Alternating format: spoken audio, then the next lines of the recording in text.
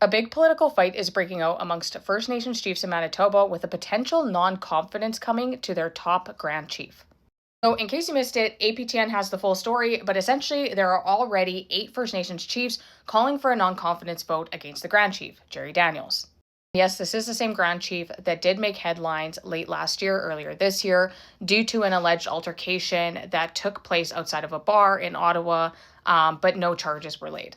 Well, fast forward to what is happening now. The SEO Southern Chiefs organization, where Grand Chief Jerry Daniels leads, signed an MOU with the MMF, which is the Manitoba Métis Federation, with that MOU having to do with advancing economic reconciliation.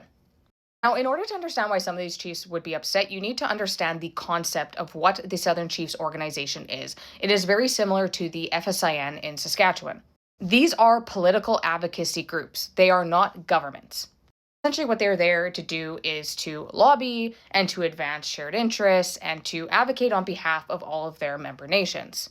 They are not there to replace First Nations or their voice. So, what is now happening is the chiefs are coming back to the table and saying, hey, listen, we were not consulted on this, and we also found out about this allegedly through social media.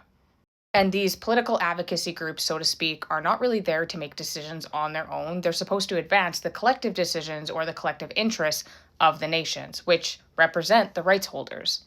And this seems to be becoming more and more of a common issue with these political organizations or bodies, where I think a lot of people on the outside and even some of the people inside forget that, again, they are not the rights holders. The rights holders are the First Nations and their citizens, which essentially are the treaty right protectors and holders.